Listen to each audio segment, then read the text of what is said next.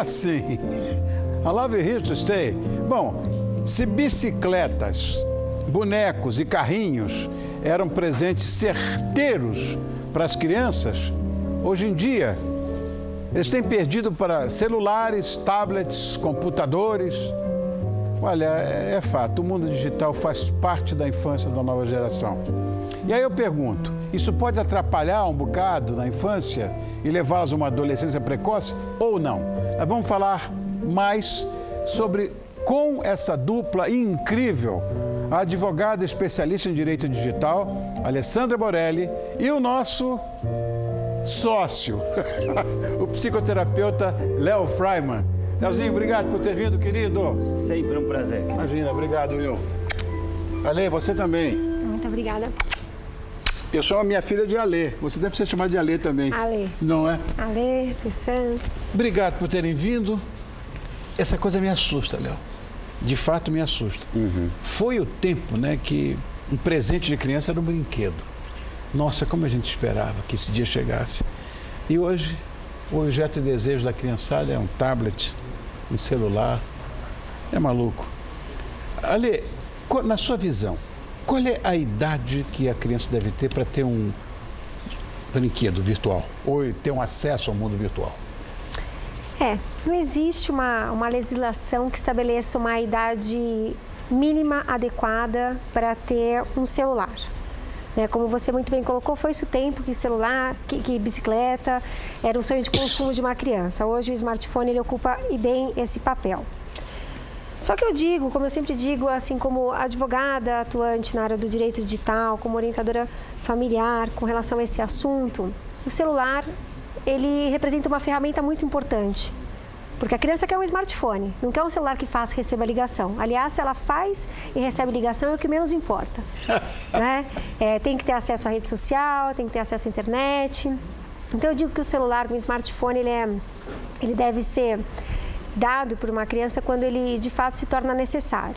Né? Então, não se pode dizer que uma criança precisa de um smartphone porque ela gosta de jogar, porque ela gosta de tirar foto, porque ela gosta de ouvir música. Isso demanda responsabilidade, compromisso dos pais de acompanhar, de observar a maneira como a criança utiliza essa ferramenta poderosa que dá acesso a informações de todo gênero e representa um canal de comunicação com o mundo sem fronteiras. Agora, Léo, como é que essa interação virtual, na sua visão, precoce, claro, pode prejudicar uma criança? Não tem grandes problemas, Fanny. Tirando o fato de um aumento explosivo da miopia, da obesidade, da irritabilidade, do sono que não vem, de acordar já cansado, não prestar atenção na aula, de um narcisismo enorme, porque a criança começa a perceber que ela manda na família, de uma imbecilidade causada por uma dissociação do estudo, da atenção e da empatia, a ideia de que eu comando o mundo, que gera uma postura de violência. Tirando isso, não tem problema nenhum. Deus meu! E sabe o que eu fico pensando quando você falou que a bicicleta, a bola, a pipa era brinquedo de criança? É brinquedo de criança. Smartphone é acessório de trabalho, de comunicação. O que uma criança de 8 anos precisa falar com a mãe? Não tem que mandar um WhatsApp 10 da manhã, filho, o que você quer comer? Parmegiana e nhoque. Rony, alguma vez tua mãe perguntou o que você queria comer, Alessandra? Nunca. Alguma vez a tua mãe perguntou onde você quer ir passear domingo? Não, essa ideia que está totalmente fora do eixo, de que porque a criança quer, ela tem que ter. Não. Os pais que eram submissos a pais autoritários de ontem, agora se colocam submissos às crianças de hoje. Toma o dedo na cara. E aí, se a mãe não quer dar um celular novo, o moleque joga o celular do pai na parede. E aí o filho chega depois no meu consultório, agarrado pelo pai, falando assim, meu filho, eu não sei mais o que fazer. Está na hora dos pais terem um pouco de vergonha na cara e falar assim, lógico. Eu sou adulto, a palavra final é minha. Você não precisa disso, ponto. E não ficar com tanto debate. Esse empoderamento desmesurado das crianças... Síndrome do imperador que você falou aqui? Essa síndrome do imperador que gera uma ideia para a criança de que eu sou o imperador, eu mando na família, acaba com a vida da criança com a autoestima dos pais, o casal briga mais, transa menos, gasta demais, se endivida, não conversa bem e depois fica uma ideia de que os filhos não têm limites. Isso muitas vezes é falta de limite do pai e da mãe. Correto. Que precisa entender, Correto. eu sou o pai. Eu defino as questões de saúde, de educação e de moralidade. Ponto.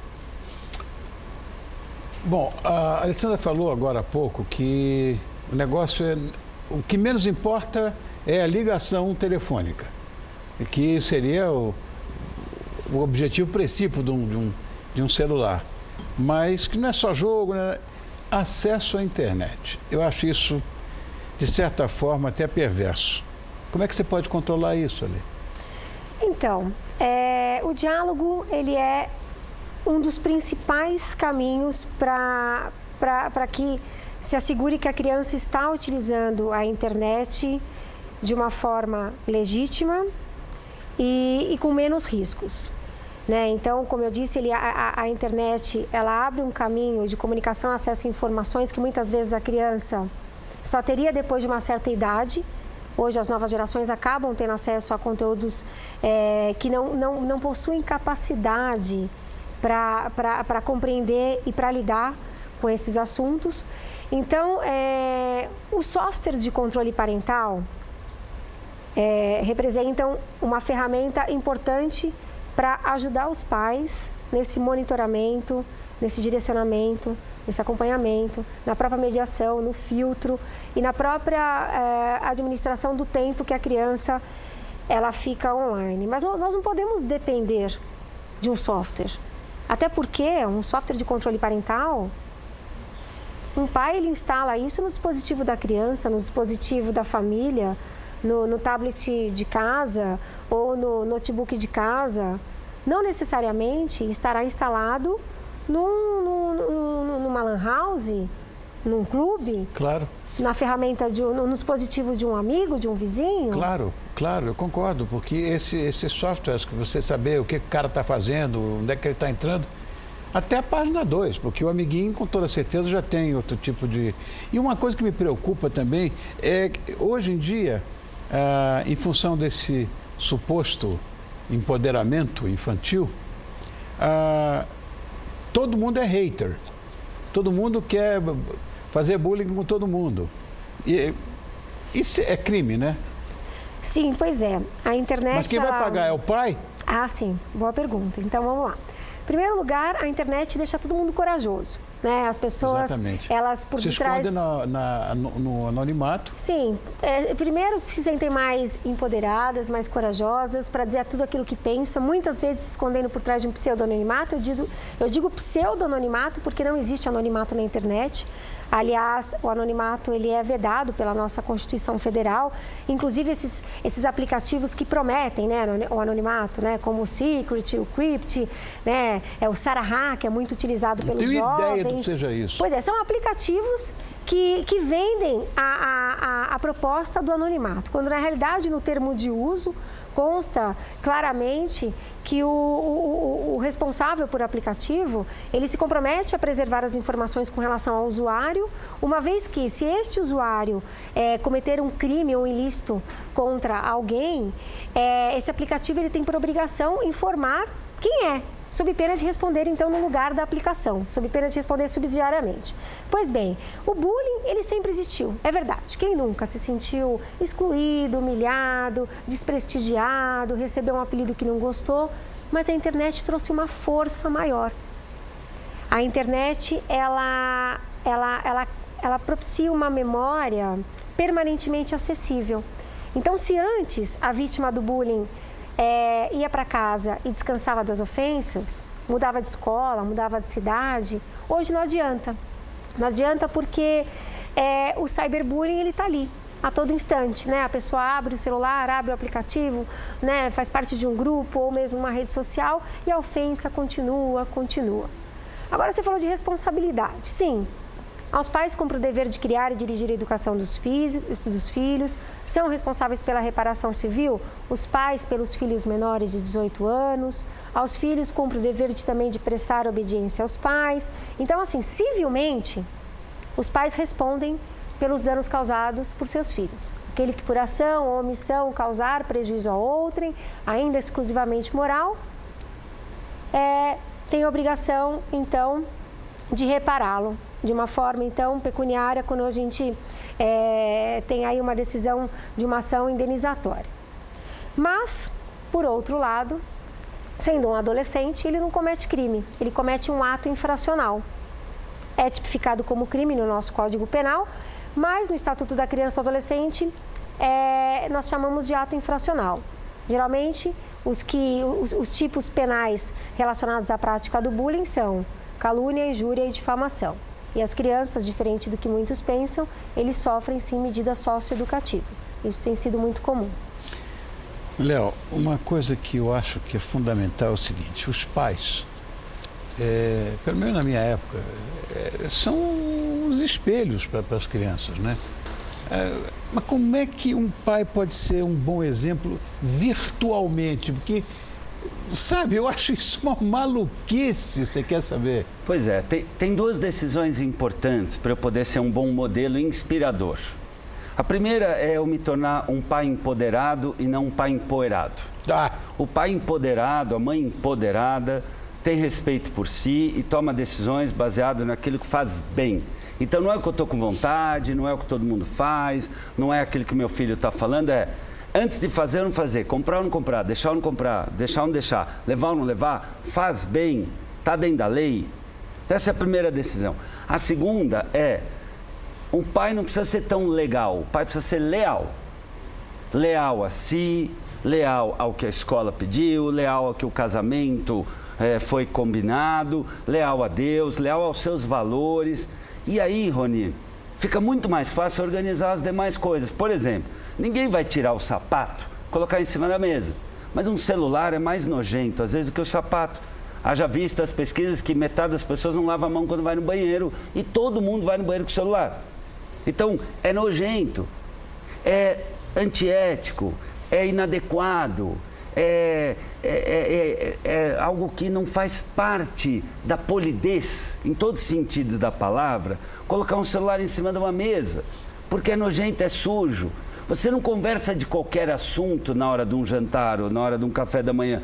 O celular é um convite para que o mundo entre. Não, a gente precisa recuperar, como muitas vezes a gente falou aqui, familiaridade. Claro. A mãe recuperar o olhar no olho do filho. A boa mãe, ela olha no brilho do olho do filho, se o filho está feliz, está apaixonado, se está usando maconha, se o moleque está legal, se está fora do eixo. O pai bom, na hora que abraça o filho, sente o cheiro do filho. Você sabe do que eu estou falando? Sei. Você que é um paizão, né? O pai que é pai de verdade, você abraça teu filho, Léo, você sabe se ele está bem, pelo cheiro.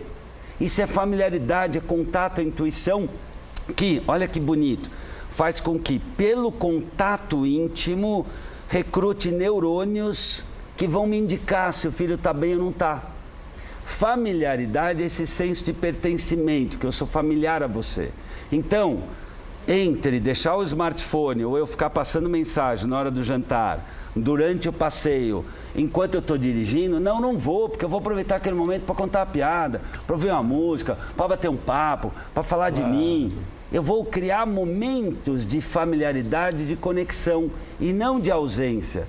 Porque tem uma área do cérebro que chama giro paracingular, fica aqui na cabeça, que é a sede da empatia. Se eu não treino o meu filho a olhar o outro, a perceber necessidades alheias, a agradecer o garçom que me serve, a esperar a minha vez, a elogiar a comida que está gostosa, a escutar o que a irmã está falando, eu vou estimulando essa psicose narcísica, individualista, de ficar sempre olhando numa tela. Eu não desenvolvo empatia. Viro uma criança atormentada e atormentadora. Vira uma criança que não se percebe. Por quê? Olha que bonito. Eu só sei que isso é um copo e isso é uma mão porque eles estão desconectados. Na medida em que a criança está o tempo todo conectada com uma tela, ela não percebe o que é ela e o que é a tela. E aí cria espaço para o bullying. Aí cria espaço para a dependência emocional. Aí cria espaço para eu não dormir enquanto alguém não vira o meu último post. Porque não cria essa desconexão entre eu e o outro. Barbaridade, a gente não pensa nisso. Parece que a gente está aqui para pensar em tudo isso. Gente. Porque não cria-se o eu e o outro. Não é treinada esta habilidade chamada empatia de perceber, minha avó está doente, vou no hospital. Meu pai está cansado, falo mais baixo. Minha mãe precisa de ajuda, vou lavar a louça com ela ou para ela. Minha professora está falando mais alto, eu espero e paro a brincadeira. Perceber o outro é um ato de civilidade que demanda treino. E se o pai e a mãe não entenderem isso dentro do seu projeto de vida familiar, isso não se instala. E o que a gente vê hoje nas escolas, de Bagé a Manaus? Todas as palestras que eu vou, a criançada está mais triste, está mais fraca, está mais carente. Por quê? Como diria Jung, quem olha para fora sonha, mas só quem olha para dentro desperta. Ai, legal. Se na escola, se na casa, não tiver momentos para que se olhe para dentro, para que se tenha o silêncio, para que se tenha a espera, para que se acolha o outro dentro de si, como a gente está fazendo aqui, um fala, o outro escuta, um olha para o outro, isso não é construído as raízes da civilidade. E aí cai nessa brutalidade, nessa tristeza que a gente está vendo na nossa sociedade. Sensacional, Leozinho. Obrigado, viu, querido? Obrigado você. Também, Alessandra. Você já viu 500 vezes isso, eu vou repetir. Você não precisava nem ser advogada especialista em direito digital. Você é muito linda, por fora também. Obrigada. Obrigado por ter vindo, querida. Muito obrigado mesmo. Alessandra Borelli, essa advogada brilhante. E você, Léo? Você sabe que eu adoro você. E sempre que eu posso, você está aqui comigo. 25 milhões de acessos, um papo que ele teve comigo aqui. Ele é insuportável. Não é? Obrigado, juntos vamos melhor e mais longe. Isso, porque querido. Nos recebemos um ao outro aqui. Aliás, eu vou dizer uma coisa, Léo. Ninguém faz sucesso sozinho. Pode ter certeza. Obrigado. Obrigado, Léo. Obrigado, Alessandra. Obrigado, Léo.